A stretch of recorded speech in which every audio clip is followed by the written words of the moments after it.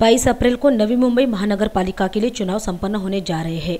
चुनाव के मद्देनजर शनिवार को वार्ड नंबर 81 के उम्मीदवार दीपेश पाटिल के जनसंपर्क कार्यालय का उद्घाटन माननीय विवेक पाटिल के हाथों किया गया। इस अवसर पर शेकापा सचिव गौतम आगा, महाराष्ट्र शेकापा युवा संगठन उपाध्यक्ष दीपक जायसवाल, रायगढ़ जिला यातायात संगठन अध्यक्ष प्रभुदास भुईर, स्नेहा भाकरे, वार्ड नंबर 81 के उम्मीदवार दीपेश पाटिल आदि गणमान्यों सहित कार्यकर्ता उपस्थित थे। इस दौरान माननीय विवेक पाटिल ने उपस्थितों को मार्गदर्शन किया। उन्होंने कहा कि अगर इस विभाग का विकास करना है तो आप सबको दीपेश पाटिल को भारी मतों से जिताना होगा। दीपेश पाटिल सारखा एक तरुण ज्याला समाज सेवेची चांगली आवड आहे, जनतेसाठी काम करण्याची मनामध्ये जिद्द आहे, आपल्या विभागामध्ये काहीतरी करून दाखवावं असं उर्मी त्याच्या मनामध्ये आहे आणि असे तरुण तडफदार उमेदवार आपल्या ह्या विभागाला मिळालेले आहेत आणि तुम्हा सर्वांची जबाबदारी आहे की आज ते उमेदवार आहेत 23 तारखेला या विभागाचे त्याला नगरसेवक झाल्याचं जाहीर होईल अशा प्रकारचं काम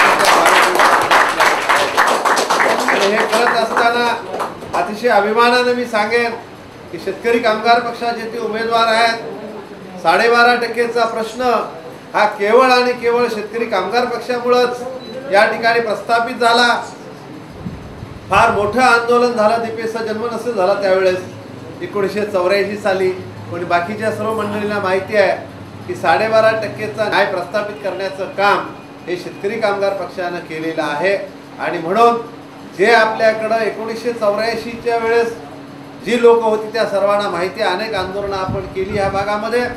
तसं तुमच्या विभागातनं आंदोलनाला फारशी धार आली नाही, पण पनवेल उरणमध्ये मात्र त्या ठिकाणी फार मोठ्या प्रमाणात आंदोलन केल्यामुळेच आज 12.5%चा न्याय प्रस्थापित झाला।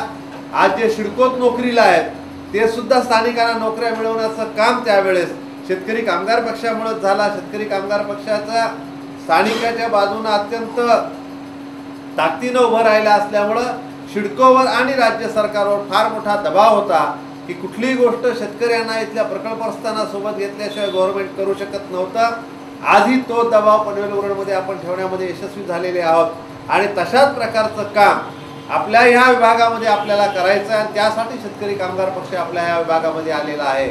महानगरपालिकेच्या माध्यमातून जे विविध कार्यक्रम या ठिकाणी आहेत ते कार्यक्रम या ठिकाणी कुठलेही राबवलं जात नाही, त्यासाठी सुद्धा आपल्याला शेतकरी कामगार पक्षाचा नगरसेवक या ठिकाणी निवडून आणणं गरजेचं आहे आणि ह्या साऱ्या योजना सर्वसामान्य माणसापर्यंत पोहोचवण्याच्या दृष्टिकोनातून दीपेश पाटिल सारखा नगरसेवक शेतकरी कामगार पक्षाचा या विभागात निवडून देण्यासाठी आपण सर्वांनी 100% प्रयत्न करावेत।